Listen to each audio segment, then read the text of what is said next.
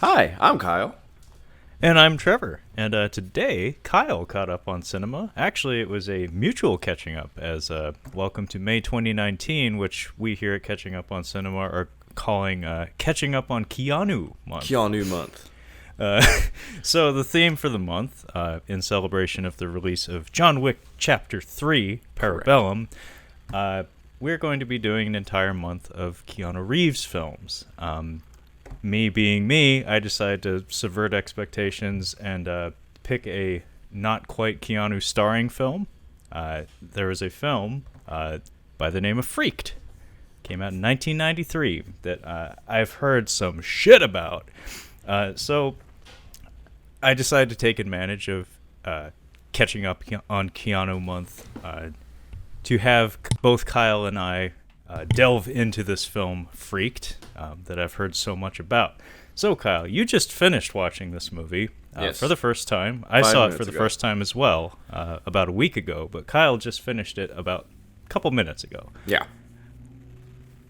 What the fuck did we watch? Well, first of all, I kept waiting for Keanu to show up, and I'm like, man, this wolf guy, I'm like, he sounds so familiar, but I'm like, I keep looking in the credits, I'm like, I don't see him on IMDb. I'm like, who is this guy? I just can't know. It was Keanu the whole time. I didn't realize that was him. He was right there in front of us. Yeah, so, he was right there in front of you. And so, I remember you texting me before you watched the movie, like, is Keanu in this movie? Kinda? I was like, kinda? He was paid, he was paid $1 million to be in an uncredited role. Smart on him. Yeah, so this movie was co-written and co-directed by Alex Winter, Keanu's co-star in Bill and Ted's Bogus Journey. I'm just going to go ahead and say this right now. Hope you're listening, Matt. I liked this better than The Dark Backward, but that's not saying much. Yeah, I was wondering, so this is 20th Century Fox real quick. Kind of.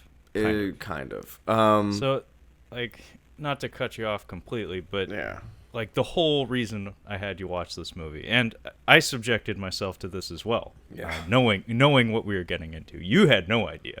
I knew what I was getting into because I've always been very fascinated by troubled productions in the film industry.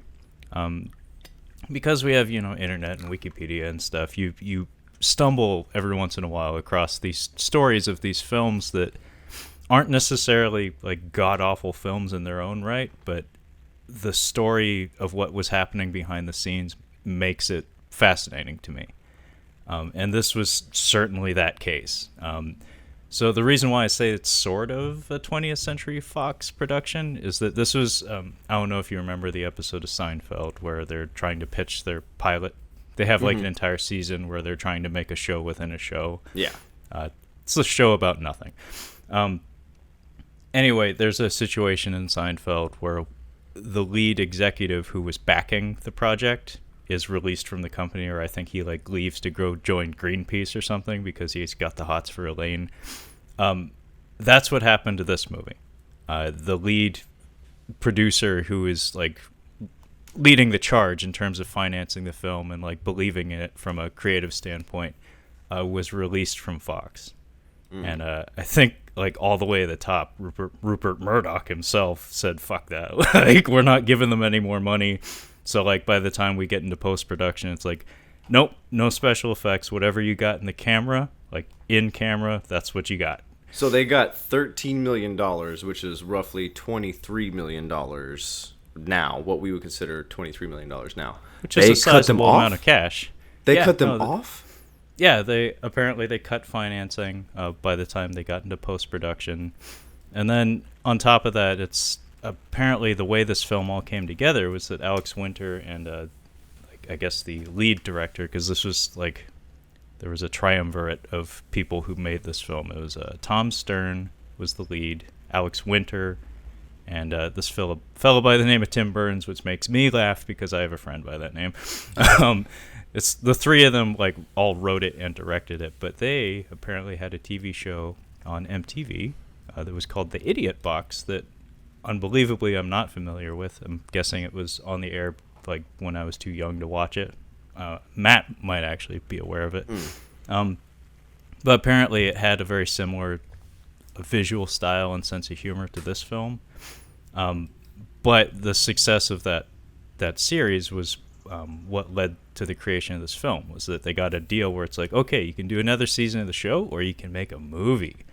And they were all like, yeah, let's make a movie. And then we got freaked. Yeah. I was actually shocked by the cast in here. Yeah, it's a pretty stacked cast, actually.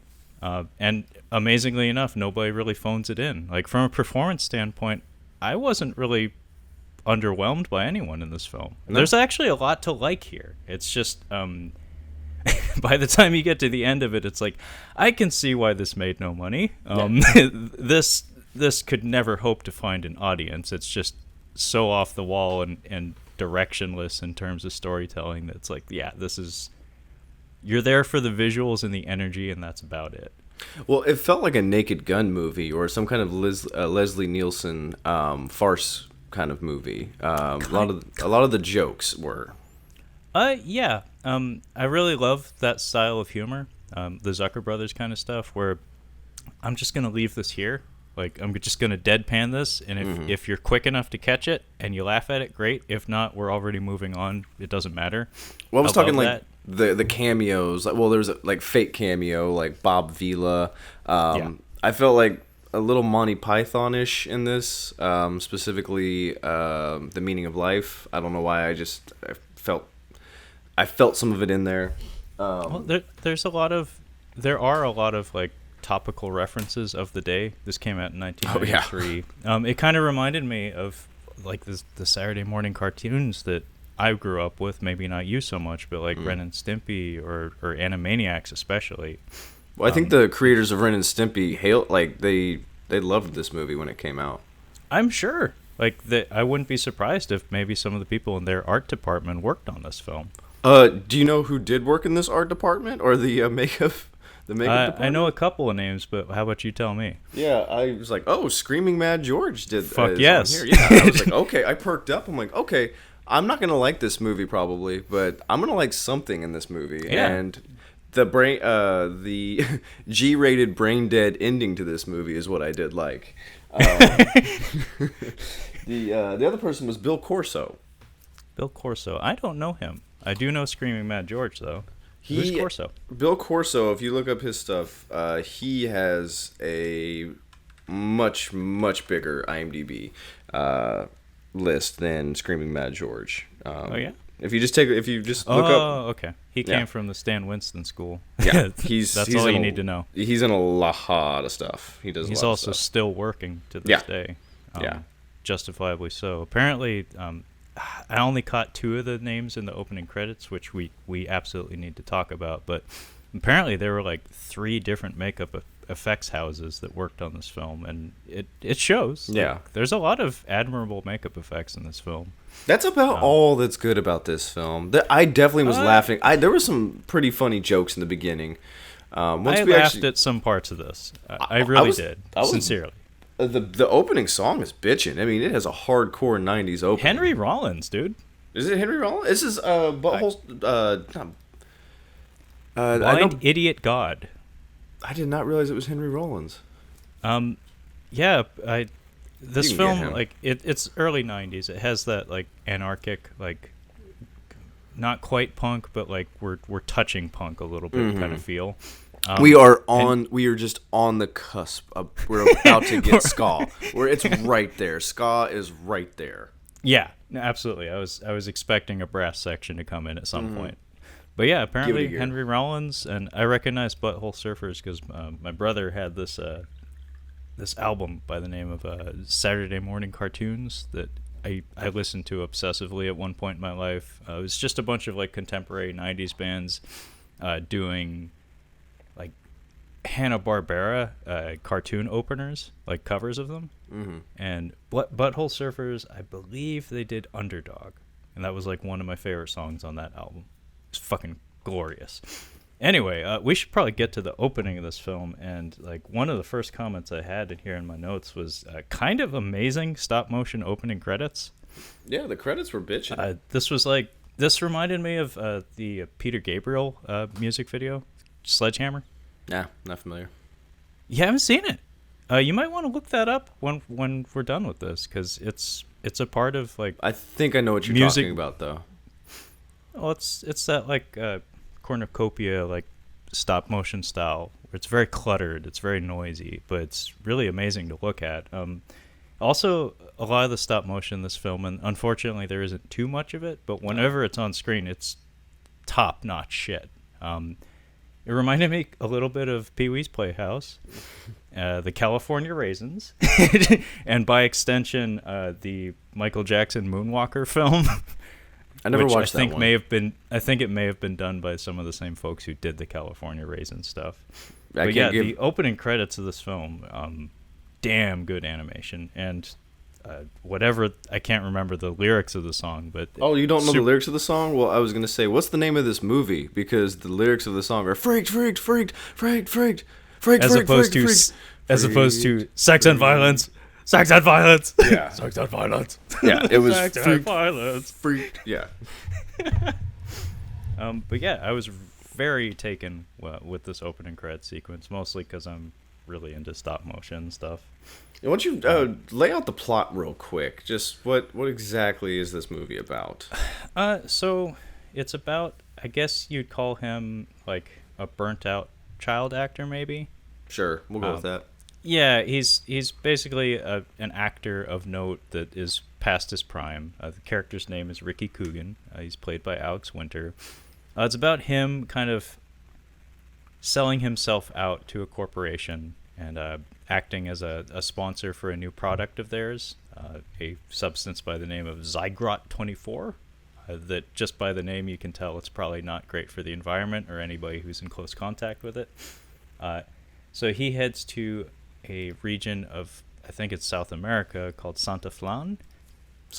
Yes. To promote Zygrot 24, and just through some shenanigans, he meets up with a gal, and he and his buddy and this gal, they drive along a dirt road, end up stumbling across a freak show, end up turned into freaks themselves, and then merry mishaps ensue. Sure. It feels like on paper, I guess it's almost like a Texas Chainsaw Massacre kind of plot. It's like a slasher movie plot almost. On paper is powerful. On paper. Yeah. On paper is powerful. Yeah, you have to actually see it to understand what we're talking about here. But yeah. And you can see it now for free on YouTube. No one's going to take it down. That is how Kyle and I ended up watching this, because Kyle informed me that the DVD for this film was apparently quite expensive. It's probably out of print. I'm amazed to hear that. I'm surprised Alex Winter doesn't have a hole in his head after watching this. Like you mentioned before, people are wondering why Alex Winter didn't really work after Bill and Ted's Bogus Journey, and it's because he was given, I guess, a little bit of creative control over a movie, and this came out. Honestly, he should be dead. So I mean, people for that much money. People like to bitch about Michael Bay. And why does he keep making movies and stuff? Because he makes fucking money. Yeah, you look at his return on investment. His ratio is unbelievable. This movie, just glancing at the Wikipedia, budget was $13 million. Box office return was under 30,000. Yeah, under 30,000. Michael Bay's ROI. He's a go-getter. He's gonna get you what you put in. Yeah, always be selling. He gets shit done. Alex Winter gave his friend $1 million to play a wolf, basically. That's what happened. That's what this movie is. Keanu Reeves made $1 million for being a wolf. Yeah. So, the way this film starts after the credits, I didn't know it until I was looking at the Wikipedia page for the film just now, but it opens with one of those PSA security alert signs on your television, and it's a message that says, "We repeat, the flying gimp has been destroyed. You may now return to your homes." Apparently, the flying gimp was a character from that TV show, the Idiot Box, that Alex Winter was spearheading before this film got made. It's just a goofy non sequitur that's like, okay, I guess this is the logic that we're going to be dealing with for this film. Yeah. Hold on to your butts. And then we get introduced to Brooke Shields. Super fine Brooke Shields. This is prime Brooke Shields. Prime Brooke Shields. She's not quite, what? Is it, who's in the city? Is it Susan in the city? Oh, was that her? I didn't realize that was her. I think it was. Well, they make fun of her Blue Lagoon movie. They do. Yeah. Appreciate that. Yeah, she's a talk show host of some sort.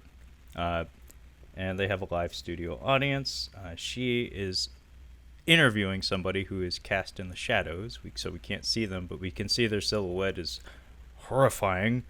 And she introduces us to this character of Ricky Coogan. This is where we're introduced to his film career, I guess. She makes reference to some films by the name of Ghost Dude. Apparently that was his big hit franchise or something. And the whole premise of the interview is she's wanting to know, why is everybody horrified of you now despite having been a Hollywood star of some sort? So he starts to tell his story, and we end up in a boardroom for a company called EES, Everything Except Shoes. This made me think of Rocko's Modern Life, actually, the Conglommo Corporation. This was a really big theme in the early 90s, the anti-corporate sentiments. Anti-establishment, anti-corporate, don't sell out, bro. Yeah, it was the style at the time, where it's we just came out of the 80s, where everything was, ultra consumerist and yuptoids and stuff. It didn't work. Amazon owns the world. So well, it's a push and pull kind of thing. We're basically right back where we were in the 80s. Yeah. Except cocaine's not cool. Who plays the CEO, Kyle? Billy I'm sure you're excited. Billy Sadler, sadly, who never made it out of the 90s. If you are familiar with Bill and Ted's Bogus Journey or Die Hard 2, William Sadler is the guy who talks like this. He's playing the suit. The chairman of the board, if you will. I was legit laughing at some of the stuff in here. Food dude, I got a funny. Somebody says food dude at one point. I don't know why it was funny, but food dude. So they're basically pitching Alex Winter on we need you to be what is it toxic chemical salesman. So I guess they're gonna pay him not $2 million, but $5 million plus expenses to go somewhere and I guess sell toxic or chemical waste. The board votes on it, which is Billy Sadler pulling a string. And he's operating are they dead or are they just drugged? I don't know if they're even real. I think they're just supposed to be elderly and brain dead, but yeah. I got a kick out of that. I did that was too. Pretty funny. There was some creative stuff in here. There are a lot of good little gags here that I will have to highlight because I had some sincere laughs at parts of this. I feel like there was either too much weed or there was not enough weed smoked. It was one or the other. You could have been craft services guys were rationing the weed on the set. No, it's just whoa, you've had enough. They had the creative juices flowing. They just either had too much creative juices flowing, or they didn't have quite enough. And it was either because they had too much pot, or they didn't have enough pot. There was just something. There was something off. Yeah, I get what you mean. There is a little bit of an imbalance there. Maybe Keanu made off with all the weed at one point, and half of the filming it was fuck, what happened to the stash? Give him $1 million and he stole all of our weed, man. So William Sadler invites a Hispanic gentleman into the room, and there is a very uncomfortable moment of unsubtle racism. Yeah, I got a kick out of it, but yeah, it's pretty not subtle. I mean, it made me laugh, but it's fuck. It was bad. Bold-faced. It was Basically, we get the camera work in this movie, again, feels like a product of its time. It has, I think Alex Winter actually even said that he had Evil Dead in mind when he started working on this. And it shows, the camera work has an energy to it. A lot of the angles are, a little bit Dutch in some regard, and there's not as many like energetic zooms as you would see in a Sam Raimi film, but I felt there's Brazil. definitely some consideration put towards the cinematography and putting like a weird feel on things. It felt like a mix of Dead Alive or Brain Dead and a little bit of Brazil for me, but not as good. But not as good as either one. No. But yeah, this Hispanic guy walks into the room, and he is from a place called Santa Flan, where they want to promote this new chemical, Zygrot 24. And I forget his actual name, but like William Sadler calls him by just a general Spanish name. And then the guy corrects him, and we get this antagonistic angle of William Sadler just like staring through him and calling him the wrong name again. Yeah. It's like, ooh, fuck. And then he shrinks into somebody else, and then he turns into the small Indian gentleman who's been in a lot of stuff recently. He's the Oompa Loompas from the Willy Wonka Deep remake. Roy? Yeah. And then he turns into a little person of some kind. I wasn't sure who that was. He was a really little person, though. He reminded me of the Island of Dr. Moreau little guy. Oh, Jesus. That guy's a rock star, though. I want to rewatch that, the making of the Island of Dr. Moreau. That was amazing. It was so good. But yeah, there's basically sending him to Santa Flan, and they're going to take his boner of a sidekick, whatever this dude's name is. Apparently, the actor's name is Michael Stoyanov. He is a consistently working actor. Is he? I did not recognize him, but apparently he was one of the Joker's bad guys in The Dark Knight. I know he was just one of the mental patients. I think I know who. I think that kind of rings a bell now, because he has a very particular face. Like, he has a very distinguished nose. He's got some angles on him that I could see a casting director being like, yeah, we could use him. He looks like a cartoon drawing of something from Hey Arnold, basically. He looks like he's Stinky. Yeah, he looks kind of like Stinky. I liked Stinky. He was a good character. He was great. That was a great show. Yeah, I loved it. But so yeah, Stinky, Stinky, and Ricky is Alex Winter's character. They get together. They hop on a plane, and I was having some good laughs on the airplane. It was some fun gags. I had some good laughs on that plane, but we need to point out. We need to explain to folks out there what Alex Winter looks like in this movie before the freaking. He actually, it's odd.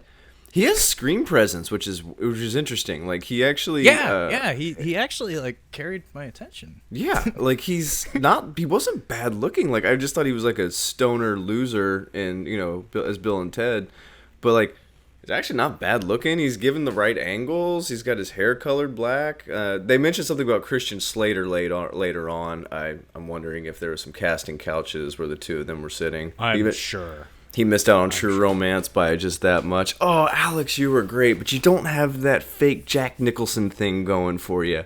And that's what we're looking for here. But yeah, he has jet black hair in this film. Mm-hmm. And he's very animated. Because in Bill and Ted, he's also very animated and cartoonish in that, but it's kind of in that laid back sort of stoner way. In this, he's doing Jim Carrey shit. He's doing a lot of raised eyebrows and ear to ear smiles, and I think he, and by extension the rest of the cast and crew, probably had cartoons in their mind when they were making this film. This is this is a pretty short film, so maybe the first quarter of the film is like a cartoon. All the noises, all the way the actors are carrying themselves, the gags. It's a cartoon, basically. Yeah, I mean, there's even the use of quick edits to show the passage of time. We'll get to when he sees the girl.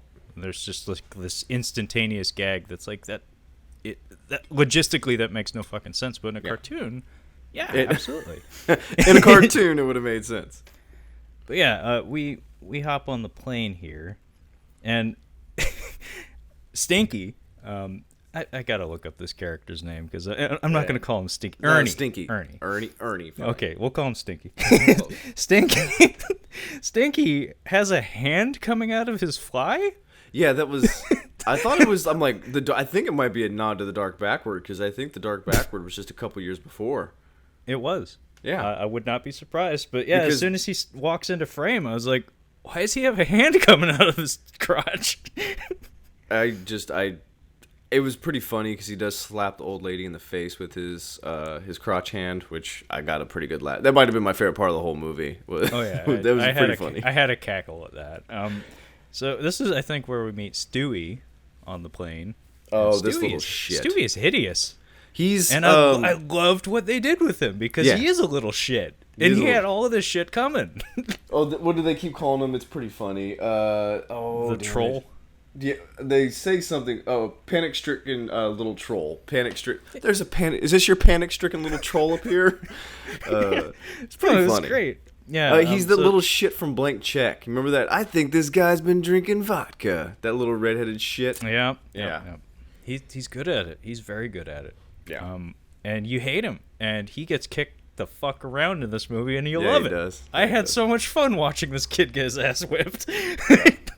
But yeah, he, as you had said, "Is this your panic-stricken little troll?" Is a line that I believe comes from a flight attendant.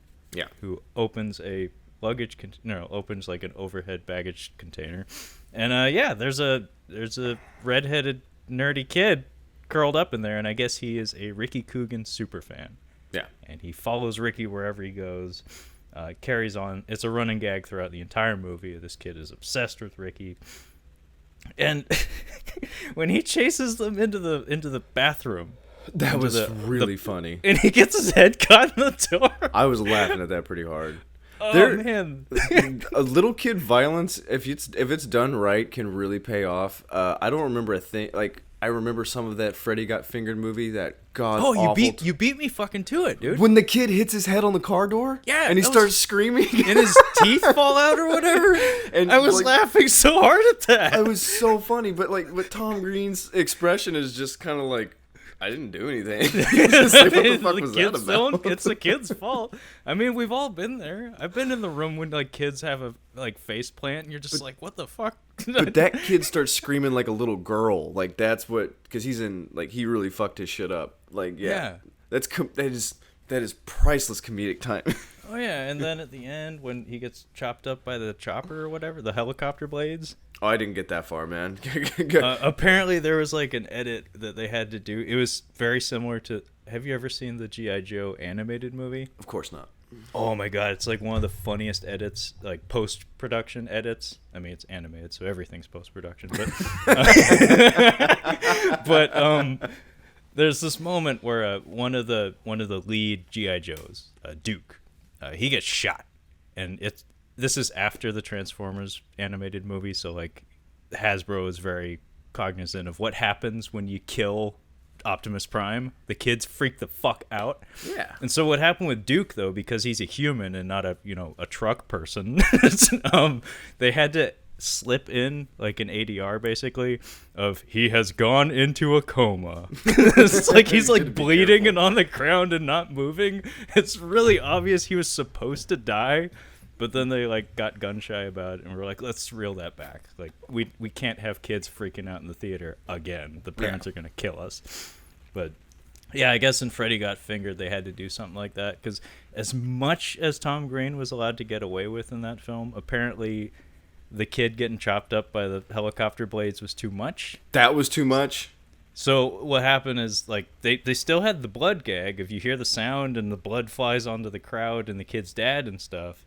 But they ADR a line of the kid saying, I'm okay. Oh, okay. It's like, oh, yeah, I'm sure you're okay. Yeah, violence towards children in movies is a lot of fun. Yeah, so Stewie gets kicked around all throughout this movie. And there's a couple of really good sight gags here where I think a flight attendant walks by with one of those carts and just plows the fuck into Stewie. And he goes flying out like the cabin door, and they do this thing where the flight attendant no-sells the vacuum effect. So like Stewie goes out the window and she just like casually closes the door, and there's no vacuum or anything. But right after this, like if you're paying attention, and this is very much a Zucker Brothers kind of gag, a flight attendant is like putting away a cartoon bundle of dynamite into one of the overhead storage compartments. I caught that. It was cute. Stewie survives, by the way. This is what made me think of The Naked Gun. Like that's a Naked Gun or Leslie Nielsen farce movie gag. We're like, oh, they fell out the plane door. Oh, let me get that shot for you. Yeah. Yeah. But yeah, so I was gonna say they land in Santa Flan. Yeah, and then there's a plane explosion. Yeah. And it's pretty.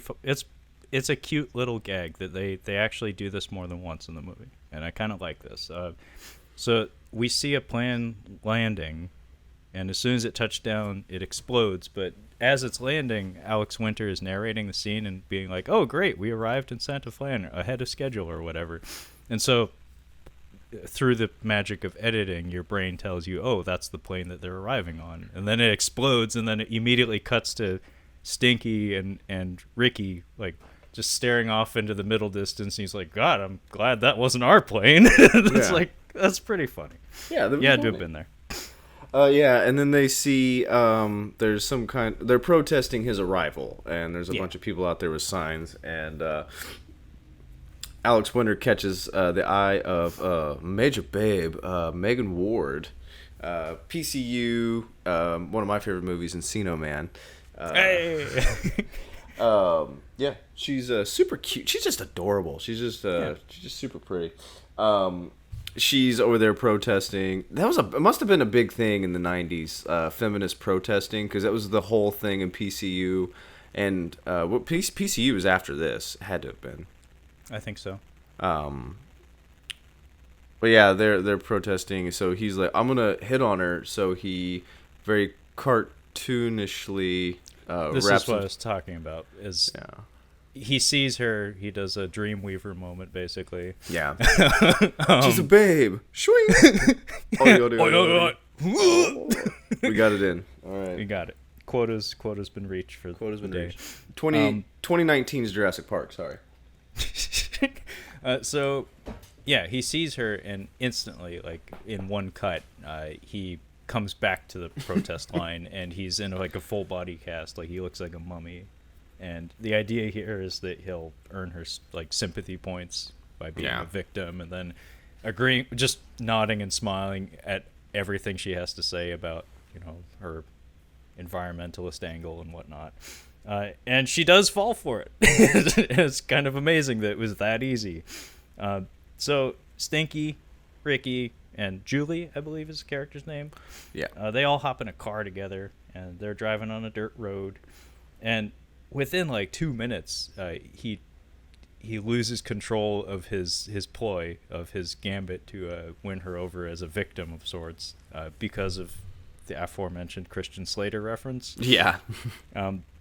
They're talking about movies. Actually, I think Stinky is the one who instigates the conversation, because I guess he's trying to like fuck his friend over, which is kind of mean. But basically, she mentions that she doesn't care much for Ricky Coogan as an actor, and Ricky, of course, has an ego, and he takes offense to this. And Christian Slater comes up in comparison to him, and that sets him off, and he tears off all his bandages and outs himself as the one and only Ricky Coogan. I believe it's very shortly after this that we come across a couple of signs on the road. Like, Stinky's driving, and we keep cutting back to like signs that he's passing, and like the first one says human worm, and then there's dog boy and like frog man. So it's like, this movie's called Freaked. I guess we're getting to the freak show. Yeah. By the way, there's a pretty cool matte painting in here.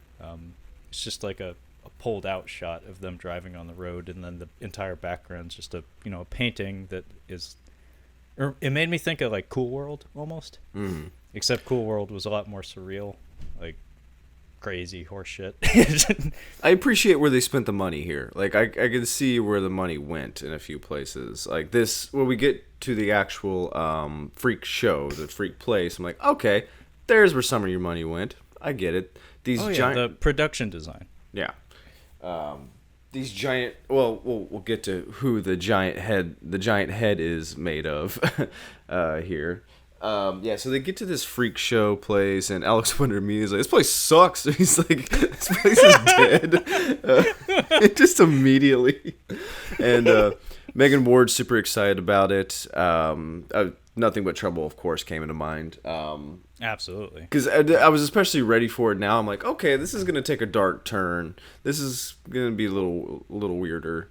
Well, it doesn't take as dark of a turn as I thought it was going to. Some of the other movies that we've done on the show are actually what made me think this would be a good idea for you and I to cover. Is that I wasn't expecting this to be good, but a lot of one of the themes that comes up in a lot of the movies we've explored is one, mismanaged resources, and two, movies that have a lot of attention to detail put into like production design. Doesn't necessarily mean they're good movies, but in terms of like aesthetics and like set design and costuming, some love was put into it. And if you have Screaming Mad George working on your makeup and you have these folks working on your set, you're gonna get some good images at the very least. And that's the case with this film. So yeah, Freakland is what it's called. And as you had said, Julie is happy to be there. Ricky, not so much. But yeah, there's a tent. There's like a dungeon. And then there's a giant head, like a giant rotating head in the center of this compound. And the whole thing looks like a crazy carnival of sorts, but it's very darkly lit because somehow it turned into night by the time they got there. I told you through text that the whole time, as soon as they arrive at Freakland, I was like, holy shit, is this going to be Monkey Bone? I haven't seen Monkey Bone. My brother told me not to watch Monkey Bone. I might make you watch Monkey Bone because it's not good, but... That's Brendan Fraser? Okay, if we want to do that, I can do a Brendan Fraser month. We could definitely find some Fraser nuggets. I wouldn't mind actually watching that Looney Tunes movie that he did like at the very end of his career. He's in, I think it's Of Gods and Men, I think is what it's called. Oh, Gods and Monsters. Gods and Monsters, yes. I wanted to watch that. I think that's one of his dramatic roles. And I think it's supposed to be kind of based on a true story. My parents told me I'd probably like that. We'll get to Brendan. We've more mummy movies. I mean, I could definitely do that. I mean, we did like 2.5 hours on the Mummy. I think we can get through some more. But yeah, I might subject you to Monkey Bone at some point. Just keep that in mind. So Randy Quaid. Yes, my favorite off the wagon character. One of my favorite off the wagon character actors, Randall Quaid. He shows up. He's got like a whole bottle of insta-tanned dumped just on his face. He's got some like knife edge mutton chops. He's got long red hair, and he looks like it's like a Uncle Sam outfit almost. But he is our like ringmaster essentially. If this was a circus, he'd be the ringmaster. I was watching this and I was thinking, like he's funny as Cousin Eddie. I mean. All the vacation movies, he's very memorable, and I liked him in Independence Day. He does a pretty good job in Brokeback Mountain, and like looking at that character he played in there, he's like the trail boss. He's like the Curly for those two guys. And this, like, he could have played like a really creepy, like legit serial killer type. I think that he did a decent Frankenstein's monster. Did he? I'm thinking more like Zodiac-esque. Like, I think he could have really Buffalo Billed out. Like, he could have done something like that. Apparently, personal life aside, apparently as an actor... No, he's done some shit that I don't remember the details of, but he's in hot water these days. I think he's a little bit of a boozer. Apparently, though, he's got a lot more range as an actor than he gets credit for. I think my mom actually went to, like, a stage production or something he did. Really? And apparently he was riotous. Like, he was great. And he was all over the place doing all sorts of different... He was pushing all sorts of emotional buttons in it. I go Randy Quaid over Dennis Quaid 9 times out of 10. Dennis is just baseball dad. He just sucks, man. I mean, really. He's just like default baseball dad. He's like, handsome. If you need regular American dad... Like, just cast him, and you'll be satisfied with his performance. You won't be blown away, but you'll be happy with it. Yeah, you're not gonna be blown away. I think like Frequency might be like the best. Where he's talking like he's from Boston the whole time. He's trying. I'm a Boston fire department guy. Yeah. He's just trying, and he's a dad in that. Enemy Mine though, I got to give him that. He was pretty cool in that. Mm. And which one Dragonheart holds a special place in my heart because I was born in '87, so of course Dragonheart's special to me. Riding solo on that one. But yeah, there's a funny gag here where Randy Quaid comes out. He greets them. He's a little creepy. And Julie is trying to be the activist, like the more enlightened member of the group. Yes. So she's saying like, oh, people need to learn to appreciate freaks because like they're not actually freaks. They're people just like you and me. And they know what they're doing here. When they wrote this scene, they knew what they're doing. Yeah. And if I remember right, she like holds out her arm at one point, and this fake butterfly just like flutters onto her finger, and there's like Disney-esque like Bambi music or something playing to like kind of hammer home her point. But then she's startled and she like covers her mouth and she accidentally puts the butterfly in her mouth. Yeah. It's just a cute little like continuity gag where it's like, oh yeah, she did still have that butterfly on her hand. And I do like what they're setting up here though, where she's talking about how freaks are people too, and then Quaid's like, what the fuck are you talking about? He's about? just like, what the fuck are you talking about? And then a couple of scenes later, she starts to have to, she has the mirror held up to herself, and it doesn't quite work out for a little bit there. There's also another fun gag here where Stinky keeps having his shit taken by some guy who's about 20 feet off to the right or whatever, and it's the Toad Man. This guy doesn't really pay off. He doesn't really do anything in this movie. He's just kind of there. He's just kind of there. He's like the muscle for Randy Quaid. Elijah G. Scuggs, I think is his name. But yeah, there's just this gag where Stinky keeps like pulling out candy bars and stuff, and before he can put them in his mouth, they keep getting snatched away because the Toad Man keeps grabbing them with his tongue. Yeah. And he's got that like Debo way about him where it's like, what candy bar? What chain? I got about $200. Yeah. Yeah. What $200? What bike? That's my bike, punk. It's pretty great. Yeah. And then, was this an early CGI shot? Yeah, it was. Yeah, I was going to mention that. Yeah, when the Toad Man eats the rabbit. It's amazing. Yeah, I was like, that was pretty fucking good. Yeah, I was shocked. I'm like, that just happened. I kind of just made like a little, like a mental note. I'm like, remember to bring up the Toad part where he eats the bunny. It's pretty good. Yeah, they lead them into impending doom. Immediately they take him into this barn. He's like, oh, the attraction's not going on until tomorrow night, but I might be able to rustle up something special for you tonight, aka I'm gonna make a lampshade out of you. Takes him into the other room, and immediately they're strapped down to gurneys. It's actually, they do that same gag they did with the airplane landing, and again, I appreciate it where we follow them into some darkened room. We hear sinister laughter from Randy Quaid. And then it cuts to him, and he's reading a newspaper, and he comments about, the family circus always cuts me up. And then we cut to the opposite angle, and they're all strapped to tables. It's like, oh, like, you're relieved for, like, a second. It's like, oh, he was laughing in a sinister fashion at the fucking family circus, of all things. And then you cut to the opposite angle, though, and it's like, oh, they are in trouble. Never mind. So yeah, they have he explains to them, he's like, yeah, I showcase freaks here, but I also make freaks. And he reveals his really awesome freak machine. Oh, it's amazing. It's pretty good. It looks like the dip machine from Roger Rabbit. It looks it's legit. Like they spent some time on it, and it's got all kinds of gizmos and gadgets. And Alex Winter's character figures out like, hey, this is all the stuff. Like, I know EES. This is all EES stuff, and this isn't your stuff. And it kind of reminded me of Turbo Kid, where it has all this. Like all these with he's got a laptop hooked up to it. And he's just going through file. Okay, let's merge these two. Like it's kind of funny. The laptop. Yeah, the computer screen of his machine is pretty cute. Where I'm sure there's a lot of Easter eggs in there.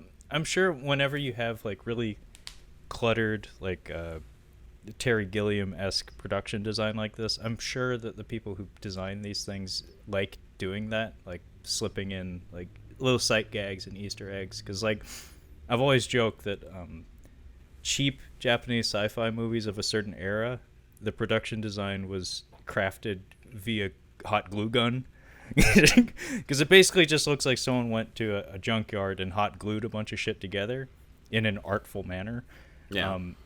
And in cases like this, I know like Team America, apparently if you really pay attention, they slip in a lot of everyday objects as like an indication of the scale of the miniatures that they were working with. Because say what you will about that movie, some of the miniatures in that are actually quite good. That movie was awesome when it came out. I don't think my brother and I have ever laughed so hard at the dicks, pussies, and assholes bit. It's just great. If you haven't watched it, it probably doesn't hold up, but it was funny. I think it's enjoyable at the very least. Some of the references might go right over people's head, but you know, I enjoy it. But yeah, he gets right fucking to it. So immediately.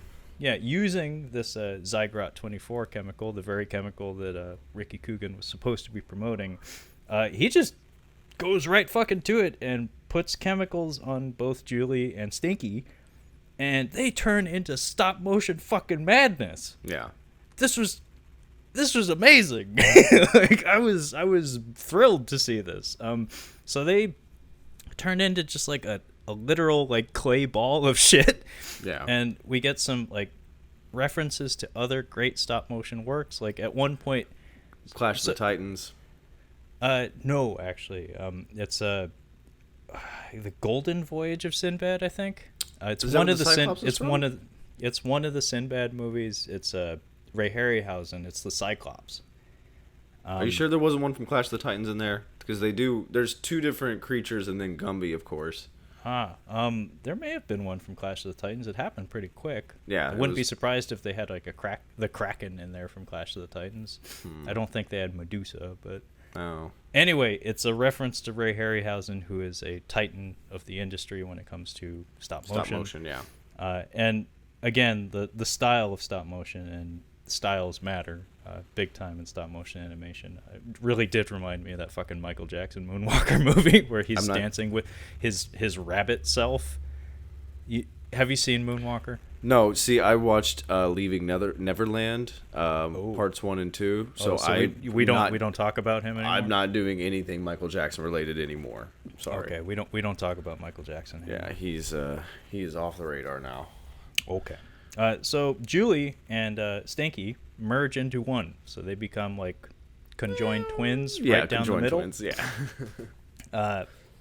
And then next up is Ricky, Alex Winter, and I think he passes out like mid-transformation, or do we get this all on screen? So we at this point I was like, okay, I know what's happening next. I was taking notes here. My note here was pretty sure Randy Quaid was paid in booze.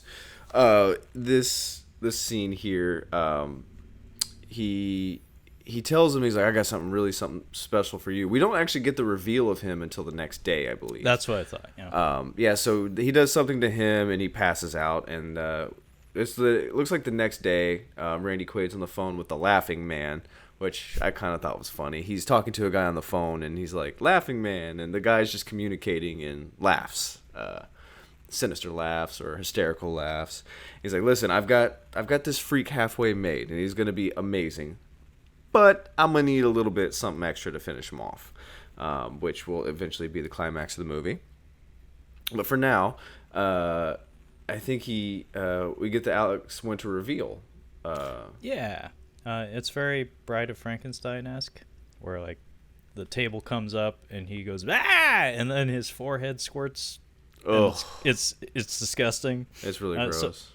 So if you haven't seen what Alex Winter's makeup looks like in this film, you're kind of missing out. It took me a minute to figure out what he looked like. He mentions later that he would be cast in Gremlins 3 or something, but absolutely, he looks like half of Bill Paxton's character in Weird Science. Do you remember when she turns him into that gross thing at the end? This is the second time this Weird Science movie has been brought up. I've never actually seen it. Oh, wow. I know what that looks like because I exist in the 21st century and have access to the internet. But no, I've seen the... Funny enough, I've seen the Weird Science TV show on TNT so or TBS or whatever. I'll never get any with a head this big. Yeah, I remember. I mean, as a very young teenager, that was a very important TV show for me for various reasons. Great Bill Paxton. And some not much Robert Downey Jr., but some pretty funny Robert Downey Jr. in there. Very little though. Yeah. But besides some of the racial stuff in there, it holds up. It's still a fun movie. It was the 80s, you know. Yeah, it was a little different. It's actually for the 80s. It's pretty mild. Okay. I mean, I would fairly like to see it because, you know, screwball comedy from the 80s with makeup effects and Robert Downey Jr. and Bill Paxton. Fuck yes. Well, I mean, we could always do a Paxton month. I've wanted to see Frailty. I never actually watched that movie. Near Dark. It let me down big time. I was really wanting it to be great, but I've been wanting to do an Eric Red series for the show at some point. I have no idea who that is. Well, I'll tell you about him at some point. But Okay. Have you seen Slither? No. God damn it. Alex Winter's makeup in this really reminded me of, I think it's the Edgar monster. God damn it, Kyle! You're gonna make me rewatch Slither, because Possibly. So the thing about Slither, it's a James Gunn film. It has Michael Rooker in it, you know, Yondu from the Guardians of the Galaxy, the blue guy with the arrow. Yeah, I know Rooker. Yeah. And Nathan Fillion. It's very good. Really? It's very good, but it has some images in there that to this day I still can't fucking push out of my brain. Really? It's not. It's just icky. It's not horrifying. It's just fucking icky. Actually, part of the plot reminds me a lot of Guardians of the Galaxy 2, at least the villain's ambitions. Anyway, you ought to see it because I think you'd really enjoy it. Because I know you like a lot of the components of it. But god damn it, if I have to rewatch that, I know I'm just gonna be like, god damn, I'm not gonna be able to sleep tonight. I've got Ben-Hur on my list, 1959. Whenever I have 3.5 hours to spend, I'm gonna get to that. But so yeah, Alex Winter's makeup, the design aside, had to have been agony to be in because it looks awful. His lips and his gums must hurt. Let's put it this way. He's moving his mouth and there's drool. I think some of it's his drool. I'm sure that there's makeup. I mean, there's still like some kind of goo that they're putting in there, but all of his lines are ADR. Like he cannot talk. It's a shame because that actually started to bother me. Yeah. The ADR. Oh, I understood. It's unfortunate because it looks good, but yeah, you can tell he can't get a word out. I can deal with ADR as long as it's I can understand why it's there. Like Weekend at Bernie's, most of that movie's ADR, and I don't know why. It just doesn't make any sense. It didn't need to be. It's usually a sign of incompetent filmmaking. Well, if you've seen that movie, you'd understand. Well, if you've ever seen a fucking Steven Seagal movie post 1990s. Wait, I was gonna say America Steven Seagal or wherever the Eastern fuck now. European Steven Seagal. Wherever they smoke still. Pretty much any of his movies where they start filming him from the back. You can't start with my front. It'll scare the shit out of you. No, it's because we can't match the mouth movements with the very likely not native English speaker who's dubbing him. No, it's not fat. I've got 5 pillows under my shirt. So yeah, his design it's pretty bad. He says he looks like the Hunchback of Notre Dame. He calls himself Quasimodo at one point. Well, he's an actor. I'm sure in his mind, like he was maybe channeling some of those old performances because Hunchback of Notre Dame has a very storied history in film. Do you think he made it out of the fire? No. Too soon? No. I'm sorry. Too soon. Too soon, Kyle. Sorry. So yeah, he there's another little funny gag here. Randy Quaid's explaining to him, like, you're going to be my next attraction or whatever. And he takes him he's like, here's your quarters. And he takes him over to what looks like an outhouse. And he throws him in there. And it's like Snoopy's doghouse. Yeah, it's a mansion barn. And he's like, excellent use of space. He's like, yeah. And this is where the Naked Gun again, the Bob Vila. It's a fake Bob Vila joke. He's like, oh, I showed him how to do it, whatever. And he shuts him in there, and he has a funny line of like, I really got to turn this into a shitter or something like that. I got to put an outhouse in here. Yeah. I actually liked when he strikes Bob Vila in the head with a hammer. That made me laugh. That was it's good. slapstick, it's fun. But the puke fountains here. The puke fountains were good. You did. Puke fountains were great. Thank you. I appreciated the puke fountains. He meets well executed puke fountains. Megan Ward and Ernie show back up, and they're talking, and they're like, "You probably don't look that bad." Now they haven't seen him yet. He's still actually. I don't think. Oh yeah, we've seen him. No, we haven't seen him yet, have we? Because this is where we get this is where we get the reveal. Somehow, I don't think. Maybe I didn't. Maybe I wasn't paying attention. No, I have here in my notes here. Reveal of freaked Winters is nasty. His forehead squirts. Yeah. Stuff. Okay, you're right.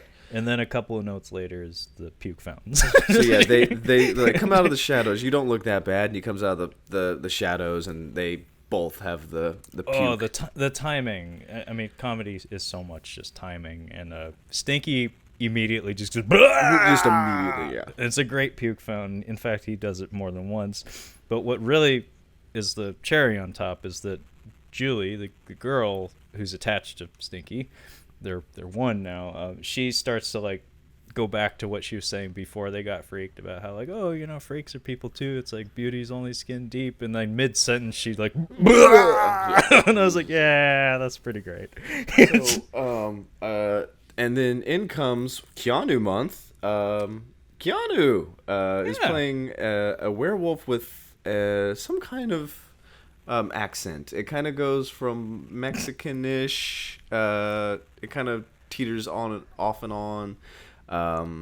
He says that he's the leader of the freaks, basically. And we get to meet the rest of our freaks, actually. Yeah, Keanu is playing Ortiz, the dog boy. Yeah. Ortiz, the dog boy. Yeah. And his accent kind of goes in and out because it's got a Puss in Boots kind of sound to him, yeah. A little bit, but Antonio, in terms of, I was really shocked actually to hear that Keanu is in Toy Story 4. Oh. I was like, as a voice actor? No, really? I would. Yeah, I think about if he wants to do a funny voice, I think he could do it. Just let him try to do a British accent as one of the toys. He's playing a Canadian stuntman toy, apparently. I like it. I'm fine with it. I don't know what the fuck that means, but I'll allow it. Yes. I actually watched a documentary about Toshiro Mifune that he narrated, and that's actually the funny thing about like audio recording, like just like straight up narration or voiceover as opposed to like acting on film, is you always sound different. Mm-hmm. And I was like, that doesn't sound like Keanu at all, but like his name was front and center in the credits. It's kind of nuts. Well, I got to think of like Bill and Ted's Bogus Journey, Johnny Utah, and you just got to then.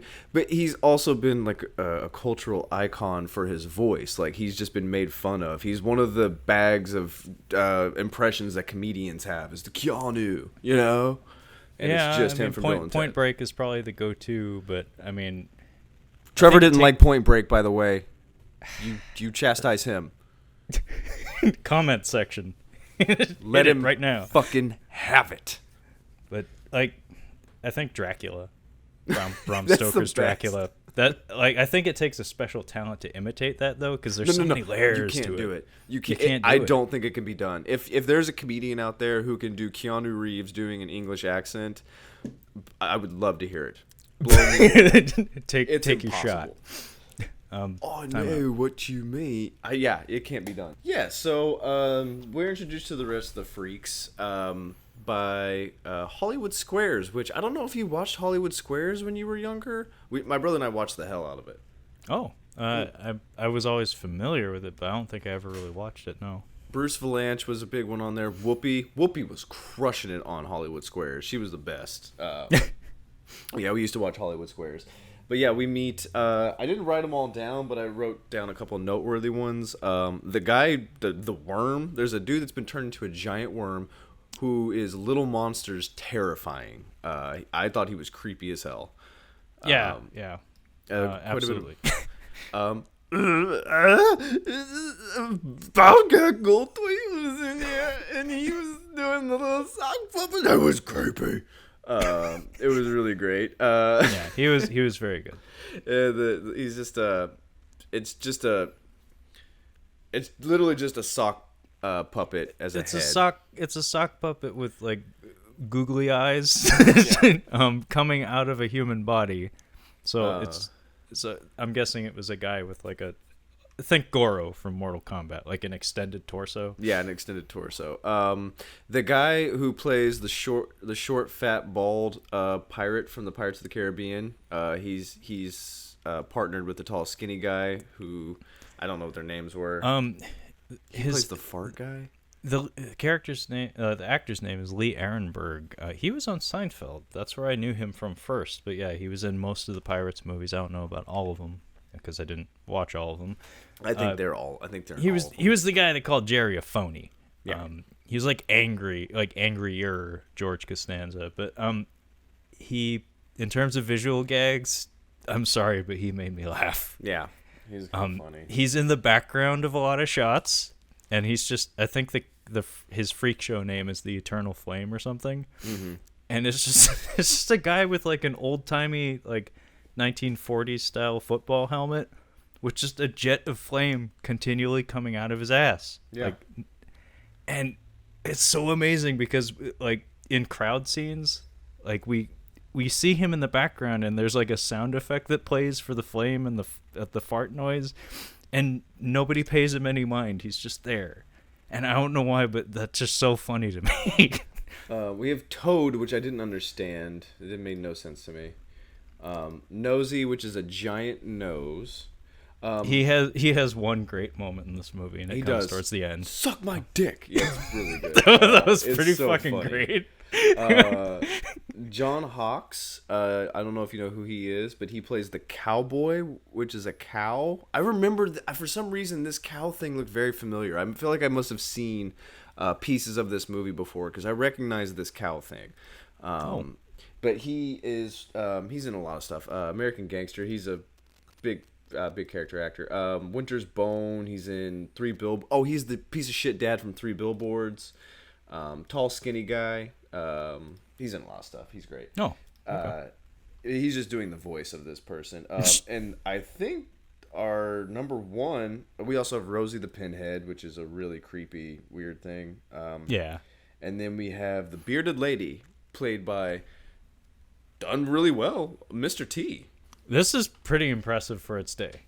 I mean, this is like Wesley Snipes as a drag queen in Tu Wong Fu. You're like, wow, like he's actually doing this. Yeah, the explanation as to why this is well executed comes a little bit later, but when we get to it, I was pretty like impressed. Actually, I was like, dang, they really went for it. That's kind of cool. But yeah, Mr. T apparently, looking at the poster for this movie, he made the poster. It's like he has a handful of lines in this movie, but I guess you have to try to sell it somehow anyway. Yeah. But yeah, I have Hollywood Squares, Bobcat, and then at this point, I was taking less notes because I'm like, all right, I'm kind of just gonna have to go along for the ride now because we're in it. You need to remember that the energy for this movie is very much that of a cartoon. It moves fast. Yeah, like, it bounces around a lot, and we go from Alex Winter like moping, and this is where I wonder if my casting agent is like on the case for Gremlins 3 because the way he looks. Yeah, like, he's still thinking about like coming back to the world. He's not living in the moment. But no. At this point, the freaks start to tell him their story of how they came to be, and this whole sequence, it's like a series of like flashbacks. Yeah, done through like sepia tone and stuff. Some of them were pretty fucking funny. So the Worm Man, he tells a story. He was apparently like a scientist or something looking for a rare worm. He came across the freak show. Randy Quaid lied to him and said, "Oh, I have it. I just have your ultra rare worm species in my tent over here." And then he turned him into a giant worm. And the takeaway here is Worm Man tells Alex Winter, "I'd sell my soul just to be able to wipe my own ass." Yeah. And This is actually a running gag, believe it or not, and they do make some pretty good use of it. Bobcat tells his story, and we get a couple of seconds of Bobcat in the flesh, as himself. I'm always glad to see him. I wonder what he's got next in terms of like films, because that World's Greatest Dad was pretty good, and I heard that Bigfoot movie was also pretty good too. I watched the Bigfoot movie Willow Creek. It's okay. I was expecting a little bit more. It's very bottom heavy. Like it's really near the end where it gets okay. Like Bone Tomahawk style. No, it's more like Blair Witch Project. Not Blair. More like Blair Witch Project, where it doesn't really have that. It doesn't build really well. Blair Witch Project does build really well, and I think that's one of the best independent horror movies, especially at the time. And it still holds up. But yeah, Willow Creek was okay. I like the idea. It was a really good idea. I think it just could have been a little bit scarier.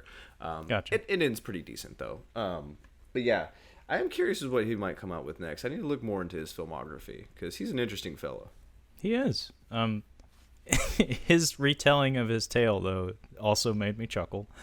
So we get like a flashback, and it's again in like a sepia tone, and it's him meeting with Randy Quaid in front of the tent, and he's like, "I was just a tourist looking for some fun," and then Elijah turned me into a sock. And then everybody's just staring at him like, is there more to the story? And he's like, I'm sorry, I'm just not good with stories. I'm not good with stories. And it's like, oh, it reminded me of Batman the Animated Series. I don't remember if you recall this episode, but it's called, I think, Almost Got Him. It's widely regarded as maybe the best episode of that show. It's just all the rogues gallery, like sitting around a poker table.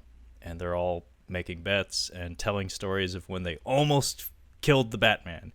And Killer Croc, his contribution. Everybody else gets like a fully animated flashback of them fighting Batman and stuff. But Killer Croc, when it's time to tell his story, he's just like, I threw a rock at him.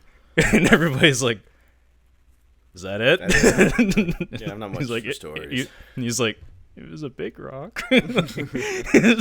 But then Mr. T tells his story of how he became the bearded lady. And if I remember right, it's just Mr. T, as you would expect Mr. T to look. He pulls up in a truck.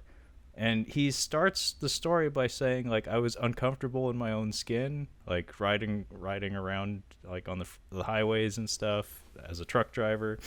And then he meets Randy Quaid and he tells him, you know, you'd be better off without a dick. And then they embrace. And then Mr. T says, now I'm a woman. Now I like me.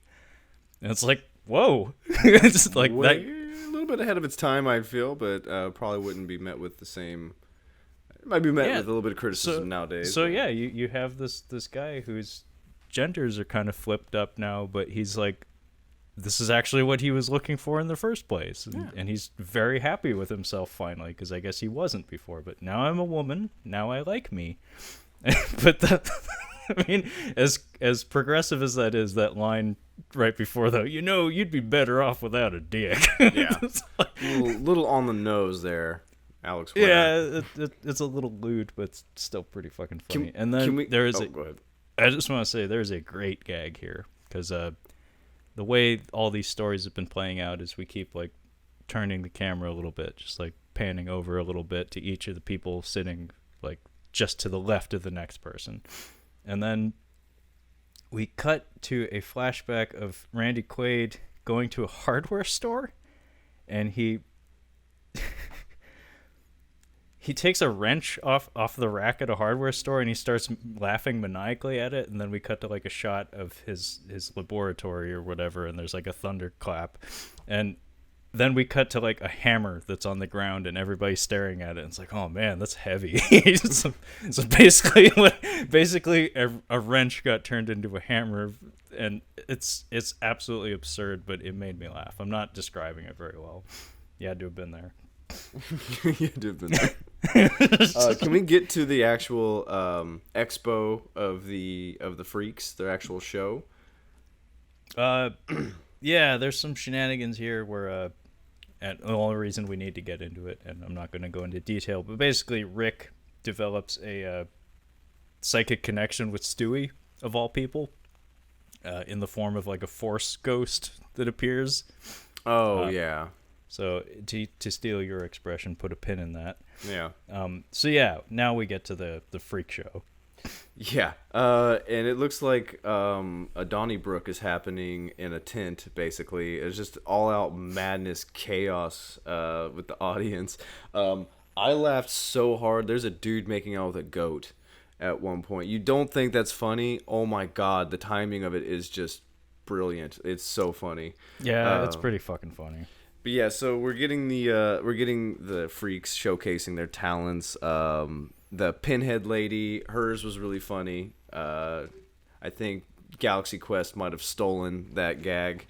If you remember the lady, like, oh, her transmitter's broken. Yeah. You want to hear the most annoying sound in the world? Basically, yeah. I don't remember the other ones very well, but I wanted to mention Mr. T's. Mr. T is showing the crowd, like, the rest of the gags are all kind of funny off the wall. People are making noises and like it's like vaudeville kind of stuff. Yeah, it's like, yeah. I was thinking, yeah, Eraserhead kept popping. Like when Pinhead came out on the stage, the Eraserhead lady. Did you watch Lady? Eraserhead? Yeah, of course. The lady in the radiator. In heaven. Yeah. Everything's fine, yeah. But the Mr. T is showing the crowd how to apply makeup, and it's really funny. Like, he's just like, oh, and you know what? You just have fun. You just have fun he's like being very sincere, and then it cuts. The crowd in all these sequences is pretty fun because we actually, it's very like Airplane-esque or Zucker Brothers-esque, where he's doing this exhibition of makeup techniques and stuff, and we cut to like a guy in the crowd like taking notes, like hurriedly taking notes. But yeah, Alex Winter decides to go against what he's supposed to do, which I'm not sure what he was supposed to do, and he decides to do Shakespeare. Mm-hmm. At the urgings of the Worm Man, and yes. this also made me laugh. So the Worm Man, like, Alex Winter's freaking out because he has not come to terms with his situation. He's still kind of delusional, and he doesn't want to do what he's being asked to do. You know, parade around as a freak. And the Worm Man's like trying to explain to him like classic Disney kind of shit, like, be yourself, like, just channel your inner self or whatever, and show it to the world and be proud of it. And classic then Disney, contemporary Disney. Go ahead, sorry. Alex Winter is like, thanks, Worm Man. I really appreciate the pep talk. And Worm Man's like, good. I'm glad you appreciate that. Now, could you wipe my ass, please? And he's like, no. And then he goes out on the stage, and then I think he looks over to Nosy or whatever. I think it's Nosy. Yeah. And he like very blatantly like gives him just a compliment of some sort. So you can see this is a constant thing that's on his mind. Like, he's just looking for someone to wipe his ass. Yeah. And he uses flattery to get it. And apparently no one actually falls for it. Yeah, I would never do that, Worm guy. Sorry. Yeah, and so Alex Winter comes out on the stage, and he delivers some Shakespeare. Now is the winter of our discontent. I can't recall what play that's from. Couldn't care less, yeah. Yeah, I'm sorry, but it's I know it's Shakespeare. Oh, Richard III is the play it comes from. I heard this many times in school. Amazed sorry, I Rafe. didn't remember. Shakespeare sucks. Oh, have you seen Coriolanus, by the way? Of course not. I watched it because Rafe Fiennes directed it. Interesting. And it features a knife fight between him and Gerard Butler. It's a little-known Shakespeare play. I didn't know it. But you can tell, why he directed it as soon as you start seeing him do his role, because this role is perfect for him. Like, gotcha. You can tell this is a situation where it's like, nobody's going to do this but me, so I need to do it. Gotcha. Even though nobody's going to watch it. Nobody did. Anyway, Alex Winter goes out on the stage. He delivers some Shakespeare. Fun fourth wall gag here where we like pan over to a guy in the crowd who gets like an on-screen title. He's a British like theater professor of some sort, and he like looks directly into the camera and like explains to us, like, just so you know, for all the idiots out there, we're going to turn on the subtitles to translate the Shakespearean text for you. I think he refers to it as the culturally illiterate. The culturally subtitles for the culturally illiterate, and some of the subtitles are pretty great because it basically takes like an entire stanza of something from the Shakespearean script and turns it into just like one or two words. It's just like, I'm horny or something like that. Yeah. And then he gets a wild applause from the crowd, and then an EES fella, a suit, shows up, and he's super excited because he's like, oh, like this whole time actually he's been in captivity. He's been believing that the EES guys are going to show up to bail him out because they're going to want to protect their investment or something. So he runs through the crowd to the EES guy, and we get a very Carrey-esque, like, they're all going to laugh at you kind of moment. Yeah. they all do laugh at him because he's like, you're going to save me or whatever, and basically says, no, I'm not going to do that. He grabs a glass or a flask of something or a glass of something, drinks it, and is like, like, I don't know what that was, but I'm okay with it. Yeah, he just like grabs it from a random hand in the crowd. Yeah, and then Alex Winter gets super mad at him and rips his head off. And I think he drops it into the camera and like a it fair amount of gore. Yeah. And then absolute chaos in the crowd again. Some of the shit that if you're paying attention happens here. It's just like, what the fuck is going on? No, I was checking out at this point. I mean, like before the freak show, there's a guy with an "I like Ike" sign. Yeah, I didn't get that. Now we see him again, and he's impaled like on his own sign, and there's people getting trampled. The British professor guy gets trampled. It's mass hysteria. Yeah, this is where I definitely stopped taking notes. I started summing up the movie until we get to the end. So at this point, Alex Winter is once again not terribly happy with his situation. They're back in the barn, all the freaks. And Ortiz, the dog boy, has an escape plan. Out of context, but I have a quote here: "Crud-sucking pus monkeys," which I think was like a they're playing Wheel of Fortune or something in the barn, and that was the phrase. There's also a cute sight gag here where Ortiz is scratching himself on his chin with his foot. Yeah, that was stupid. They kept doing that. It was pretty fucking stupid. I kept catching that. I'm like, that's dumb. Okay, I get what you're doing. So Ortiz doesn't like Ricky Coogan. No. He just decides he doesn't like him. And he doesn't want to include him in the escape plan because he's like, he's going to fuck it up. He's not one of us. He is like vehemently against the idea of being a freak, whereas I'm kind of like come to terms with it. So Alex Winter's like, fuck it, I'm gonna come up with my own escape plan. So he goes to like the equivalent of like a doggy door in the barn, and there's a milkman just outside. In South America. I'm assuming we're supposed to be someplace in South America. We're in San Fernando Valley. But we're supposed to be in South America, and there's a white milkman delivering milk. Who's also the other writer / director of the movie. Oh, okay. I did not know that. Yeah, Alex Winter's like, hey man, come over here. Nope, not going to do that. And the milkman's like, oh, what you got? And he's like, this was really gross. And I thought this is why I was checking out, because I'm like, okay, I see where we're going from here. He's like, I just took a dump and it looks like Kim Basinger. And he's like, big deal, naked. He's like, well, I gotta check that out. Basically, Alex Winter tricks him with a giant shit, and he gets his uniform and is trying to escape. And here we have Naked Gun-esque gags where he's like, I'm gonna steal this. Oh, it's locked or whatever. Oh, I'm gonna steal this car. Oh, can't do that. I'm gonna steal this boat. I'm gonna steal this bike. Anyway, but the follow-up on that line, by the way, is pretty good. What's that? The milkman comes over and he says, that's just a regular turd. Looks kind of like Winona Ryder, but he's not impressed. Alex Winter must have been up for a part in the movie Heathers, because we bashed on Christian Slater and Winona Ryder in the same movie. Just saying. I wouldn't be surprised. Alex Winter, you would have not been good in that role. Anyway, so yeah, I got a kick out of this. So apparently Ortiz's escape plan is the same as his, so he comes up and all the freaks are in milkman uniforms with their cases of milk, and they have an exchange here, and Randall Quaid is looking out the window and he's like, that's too many milkmen. No wonder they fight all the time. No, he has some pretty fucking funny lines here, like subtle lines, because like he's playing very broad, but he has some subtle gags in here that really work, and that's one of them where he's just like looking out the window and he's like, That's too many milkmen. Way too many milkmen. Way too many milkmen. But no wonder they fight. so yeah, Ortiz and Keanu and Alex Winter.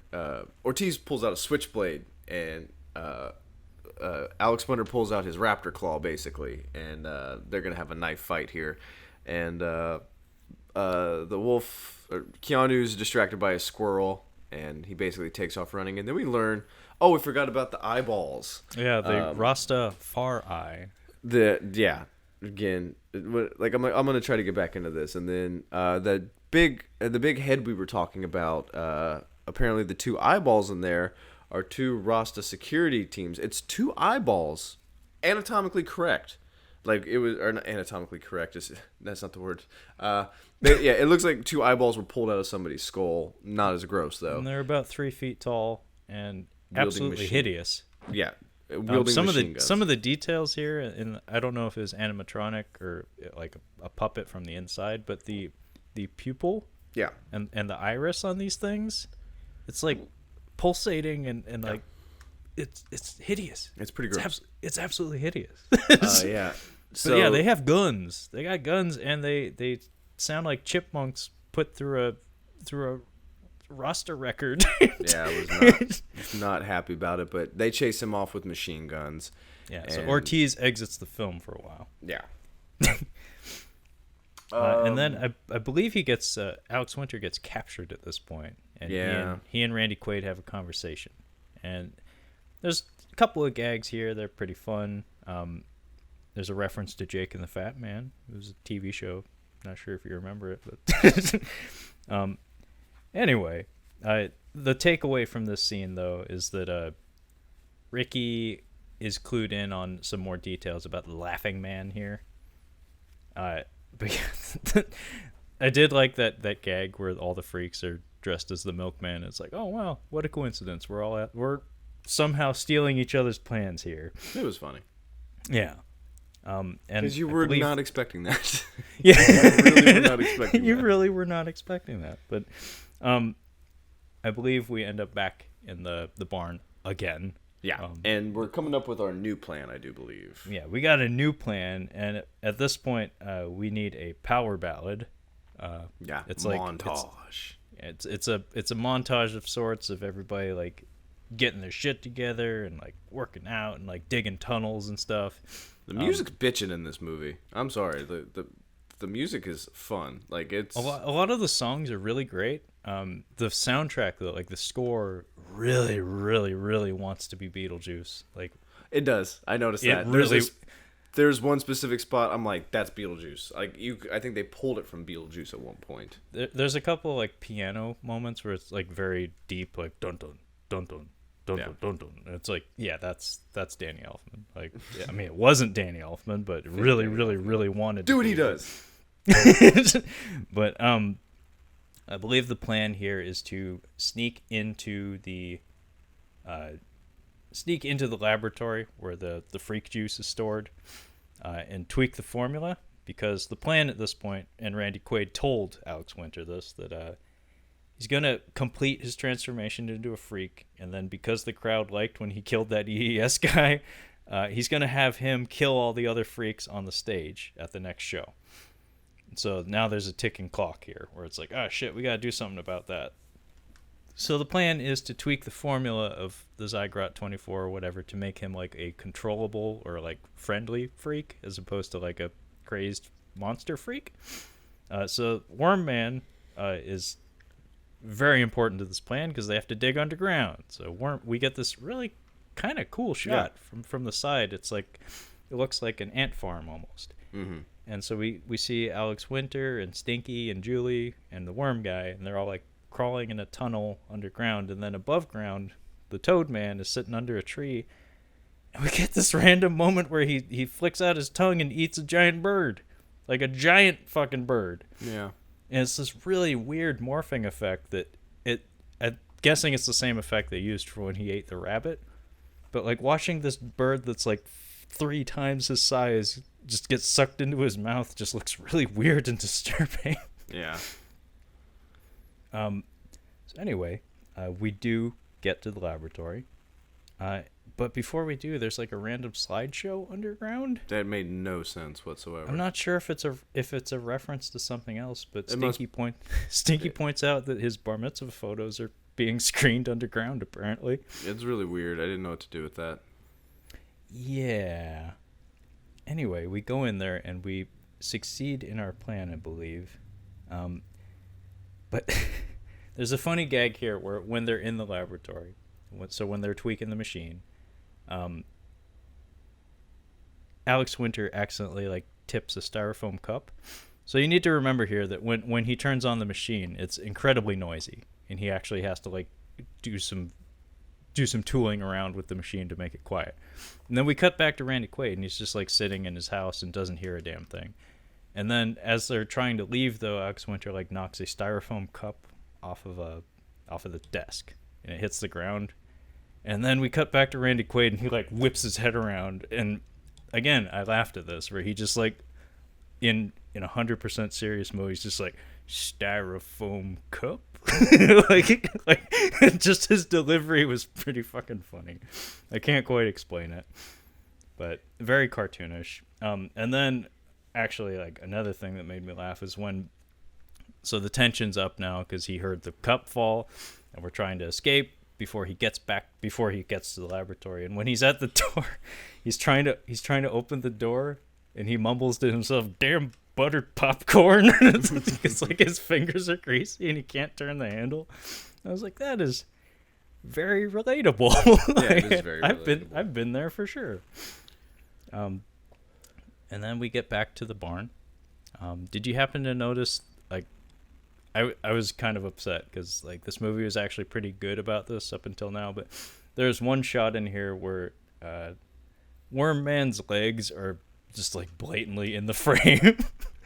No, I was pretty much kind of watching it at this point. I was like looking up, like, yep, they're still talking. Yep, they're still talking. Yep, okay.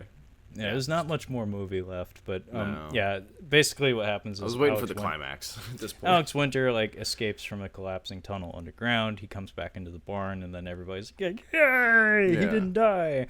And then fucking Worm Man is like sitting in front of him, and you can blatantly see this guy's like legs. He's sitting. So like the Worm Man costume, I guess in most of the shots he was just sitting, and he's wearing black pants. And it's like, yeah, those are his legs. Yeah, it's kind of weird. I think we skipped over Bobcat buying it. He gets shot to death. Oh yeah, that was pretty good. It's pretty squibtastic.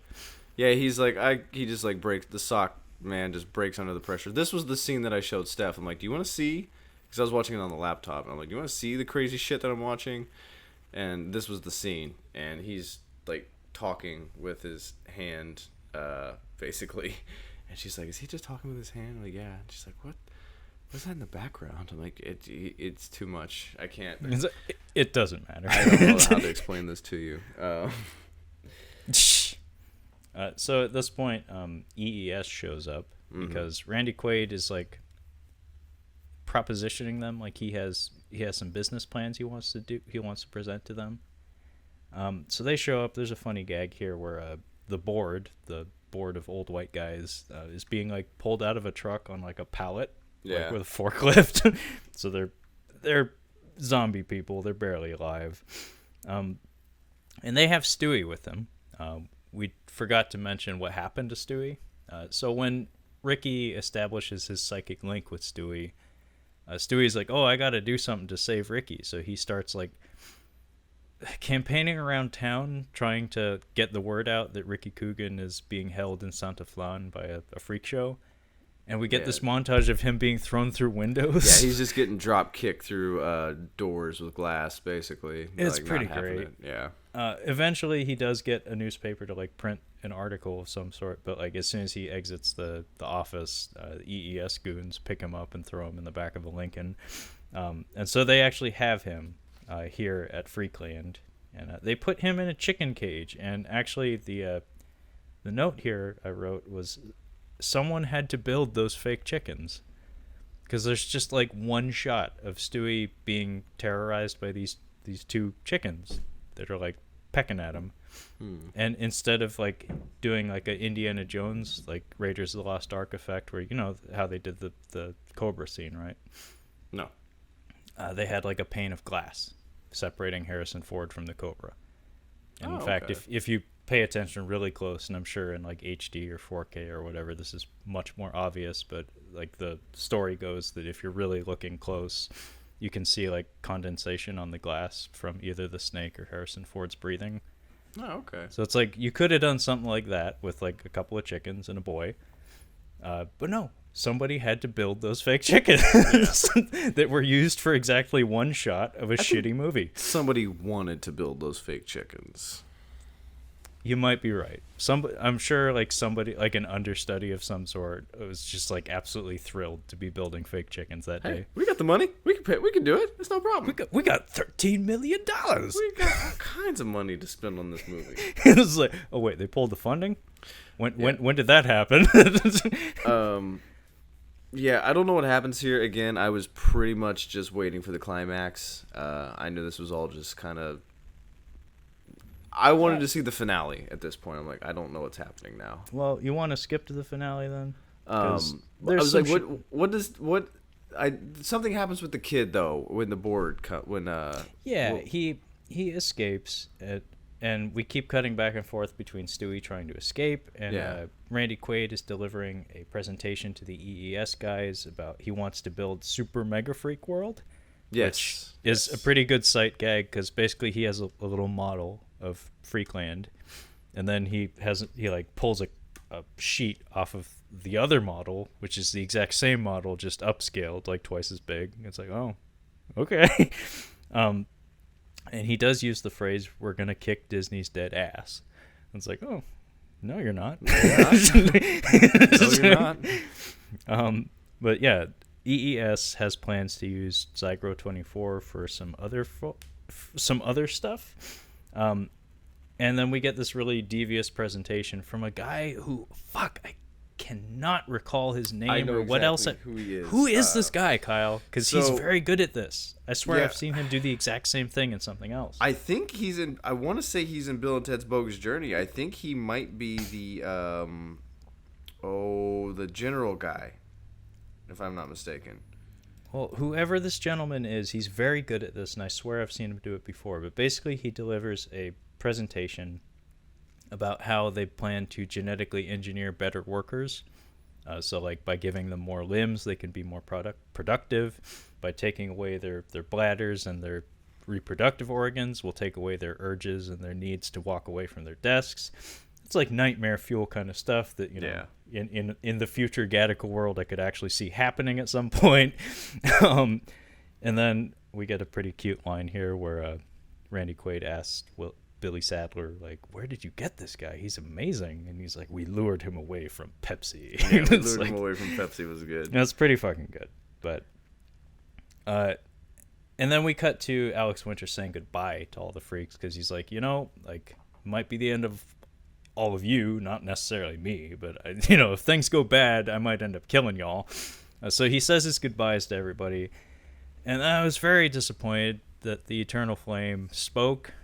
I was like, no, you're not not supposed to have him talk. No. Just have him in the background, just continually flaming and farting, because he made me laugh every time. But then he spoke, and then Nosy gets his one moment in the movie. Because Nosy has actually been like the one freak other than Ortiz who consistently disliked Alex Winter. And Alex Winter comes up to him and he's like, Nosy. And he thinks about it. And he's like, I never really liked you. And Nosy like cuts him off like at that last syllable. And he's like, suck my dick. It's a pretty vicious one too. Yeah. It's vicious. And it's perfect. Because really, in terms of characterization, Nosy hasn't had much. And they really haven't liked each other. So in terms of goodbyes, there's nothing to say. And then he says his goodbyes to Julie. And I guess by extension, Stinky. Yeah. He does the thing where you start off very sincere and like saying like, I love you for who you are, blah, blah, blah, blah, blah. But at the end of the day, I just wish we had a chance to boink. Yeah. It's very, very 90s. And then we're back at the freak show. This made me laugh. I can't. Again, I'm doing a very bad job explaining these gags, but Stewie shows up, and he's got a jar of shit. It's a jar of like mutagen essentially. He shows up in the crowd right before some bad shit's about to happen, and then this biker dude from the crowd says down in front. And he grabs the jar from Stewie and immediately just pours it on the fucking kid's head. It was a good move. That's how you shut him up. That was beautiful. Like, no, not a moment's hesitation. Just down in front. Blah! Freak Stewie is nightmare fuel, by the way.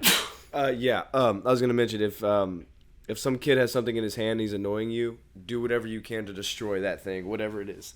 That'll shut him up. Yes, nightmare fuel. That is a good way to do it. That's a good way to say it. He turns into a This is where I was like, here's where all the money's at. All the money is in this ending. Yeah.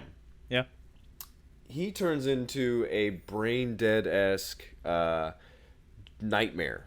That's it's not funny looking. It's just fucking creepy. It's fucking creepy, dude. It's very much Mom from Dead Alive. And it's tall. Like, that's the thing. They show it they show him again at the end. He makes it, and it's basically somebody wearing like you were saying, like something on their shoulders, basically. Yeah. And they have this giant head. But yeah, it's good. I'm gonna have a nightmare about it. I think a lot of the effects for both Alex Winter's like final form and Stewie were probably done in the same way that they did Dead Alive. A lot of forced perspective kind of stuff where it's I actually can't tell you how big the costume was, but I can tell you who was in that costume because I think it's kind of funny. Looking here at the credits, John M. Chu was in the costume for Stewie. That would be the director of Crazy Rich Asians and the Step Up movies and the Horrible Gem movie. He's becoming a big name director. I feel like those movies aren't for me. Crazy Rich Asians is actually a lot better than you'd expect. I did not want to see it. I got dragged to it for a date. Shocker. And it actually was pretty good. I'm gonna pass. I'm gonna go ahead. If you don't have to watch it, don't. But if you do end up watching it, though, I'm letting you know right now, you probably won't hate it. Steph already watched it. So you'll never have to watch it. I'm never gonna have to watch that movie. There are going to be sequels, though, so you might have to watch those. Nope, not gonna do that either. I had to sit through one Pitch Perfect movie, and that's the only one I'm gonna sit through. Yeah, so things start happening very quickly here. By the way, the Stewie costume, it looks kind of like a Gremlin merged with Chucky from the Rugrats cartoon. That mixed with the the Mad Magazine guy. A little bit of if you remember the drug trip sequence in Beavis and Butthead Do America. Some of the art from that. This is if Tommy Pickles, if you were hanging out with Tommy Pickles from the Rugrats, and you had taken acid and a little bit of meth. I think just a little bit of meth. A lot of meth. I feel like because his complexion has some problems. It's insane. And the eyes are bugging out. It's terrifying. And by the way, Alex Winter has been turned into a full-blown gremlin now. Like, this movie, okay, by the way, this movie is garbage. You and I found little things to enjoy in this. This is not a good movie at all. No. But this end scene is fun. It is pretty cool. It is. There's so much that happens. So the Toad Man gets blown up by accidentally eating some dynamite. He goes out with the best last words you could ever hope to have. Just shit. Or, come the fuck on. Yeah.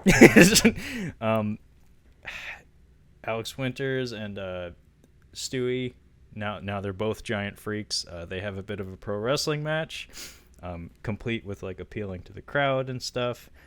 I noticed that the Weird Al's best friend from the movie UHF. I never saw UHF. Oh, I might make you watch that. Yeah. He is one of the EES goons. So things are not going well. Randy Quaid's kind of flipping out, so he turns on a Zygrot 24 hose to the EES guys, hits all of them in one go. They merge into a giant eyeball-covered shoe with a human tongue for a tongue that just kind of like waddles off screen. The stop motion effects for this were top notch. I don't know what the fuck I was supposed to feel or get from that, but it looked kind of cool. The British professor guy is on screen a couple more times. He gets the gag comes from the fact that every time he's in the frame, even like microscopic, his title is still on the frame. Yeah, like just like pointing out to you that this is him in the crowd. And then we cut back to the studio interview for a moment, and this has happened at least once before in the movie with Brooke Shields talking to Alex Winter, who's still in the shadows. And then we get a commercial within the movie for a product called Machismo. Yeah, it made me chuckle. It reminded me of RoboCop or RoboCop 2. I haven't seen the second one. It's the same as the first one, just different. What's his name? John Glover has a cameo in RoboCop 2. It's pretty good. Anyway, it's just like dark corporate humor from the 80s. So like products that are delivered in a like very very happy, like positive manner, but the actual product is like insidious and just horrific. Like, for instance, a board game called Nukem, where the idea is... Oh, yeah. I remember that. Nuking people, and then, like, a commercial for heart transplants where it's, like, he's rattling off the names of Japanese car companies who design these hearts, and then, like explaining to you that, like, oh, by the way, your insurance isn't going to cover any of this. Like, of course not. And then John Glover has this commercial for a car security system that electrocutes people and kills them. And it won't even drain your car battery. Alex Winter regains his senses a bit. Cowboy, who has had a couple of lines earlier in the movie. Again, this is a cow man, a human cow. He tells him to let Stewie into his heart. And we get this really stupid fucking gag where he's repeating himself, like in an echo type manner. But it's not an echo, he's just continually saying it. Yeah. It's pretty fucking stupid. And then we get a callback to something that I glossed over both in my notes and in my viewing of the film. But when Alex Winter escaped from the laboratory, he snatched a bag full of macaroons. I did not. They celebrated by getting drunk and eating the macaroons, except Worm Guy, who said he didn't like them. Off screen, by the way, it's like one of those like blink and you'll miss it kind of ADR moments. Oh, I missed it. Quaid explains to us that, the cure to the freak juice was baked into the macaroons, but it's on a time delay. So by eating the macaroons, everybody's reversed their freakness. All sorts of shit happens here. At some point, Randy Quaid gets like kicked in the balls. He goes through the roof. He falls into a vat of freak juice and then emerges from the freak machine as Brooke Shields. Cut back to the studio. And by the way, Brooke Shields is the person interviewing Alex Winter. Yeah. That's what we mentioned her. Yeah. And then I think the lights come on and the big reveal is that at the end of Alex Winter's story, it's like, oh yeah, because he ate those macaroons, he's no longer a freak. So we do this cute effect where the whole time we've seen him in shadow, his silhouette has obviously been Alex Winter in like full freak makeup. But as soon as the light comes on, it's like, oh, he's just normal Alex Winter. And then we get a great slasher movie ending for the movie. I was gonna say he makes out with Megan Ward at the end. He gets the girl. I was actually surprised that she didn't end up with Ernie, but this movie did the right thing because he's kind of been sexually harassing her the whole time, and it's nice that she doesn't end up with him. Like, it's a bit of a Wayne's World mega happy ending in some ways, where everybody literally parades onto the stage and says what they learned. I read on the trivia that this was kind of screen tested, and I think they might have changed the ending. It might have had a little bit of a different ending, and they might have just gone with the mega happy. It's kind of a cynical movie, so Wouldn't be surprised if the I would have been Scooby-Doo okay with the dark ending. At least the dark backward had the balls to end kind of dark. Yeah. But this is very much Wayne's World mega happy ending, where it's like I've learned that it's okay for two heterosexual males to love each other. I think this was after Wayne's World. When was Wayne's World? I don't actually know the year on Wayne's World. I'm amazed I can't remember that. It was like I think it was the same year maybe. I think you're right. It was early 90s. It was really early 90s. 92. It was the year before. Okay. Oh, so maybe Wayne's World got bit off of. A little bit. But yeah, the gag here is that Brooke Shields is outed as Randy Quaid, transformed via the freak juice, because her entire lower half is all fucked up. And then I think Julie shows up to shoot her a whole bunch. And by the way, she lunges at Alex Winters with like a Michael Myers-esque like kitchen knife. She gets shot a whole bunch. Good job, Brooke Shields. You took some squibs and you actually fell over a couch. Like that, not every agent would let that happen. Not to that beautiful face, no. Yeah, shit. Those are actual explosives. Because this was 1993. You couldn't CGI the blood. But yeah, Julie shoots her, and then all the freaks parade out onto the stage, including Stewie, who, by the way, has not been changed back. No. They spent way too much money on that to reverse him. And then Worm Guy also, because he didn't eat the macaroons. Poor guy. Just looking for someone to wipe his ass. And fuck that dude, he's gross. And I can't remember if Brooke Shields, I think she gets shot 3 different times? Yeah, maybe twice? 3 different times, and then we get... she gets shot at least twice, multiple times, and then the last shot of the film is a freeze frame of her popping up behind everyone going "Bow!" with the knife, and it's pretty fucking great. Yeah. And then, it's a self-titled theme song starts to play over the credits. And I was like, good job, freak, you earned that. Yeah. Sorry, I'm not trying to say stuff. I'm like trying not to not say stuff. It's just that when we start these podcasts, I blast the air conditioning in the room, and then about an hour into the podcast, the air conditioning that was entrapped in the room has gone, and now it is turning the temperature of outside, which is balmy and hot.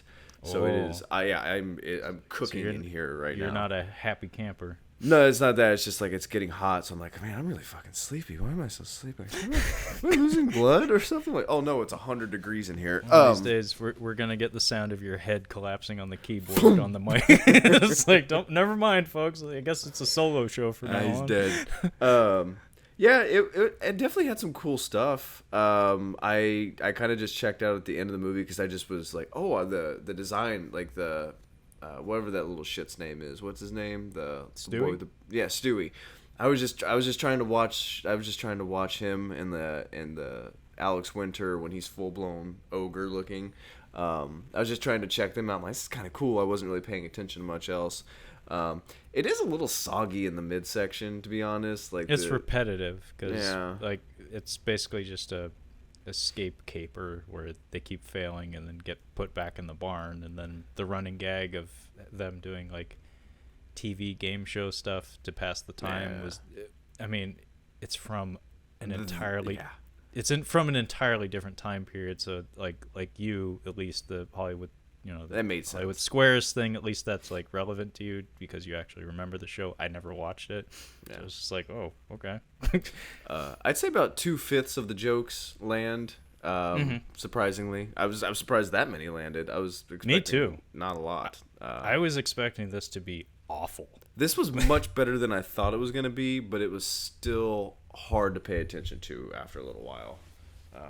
It gets by a lot on just good makeup effects and just raw energy. It's good acting.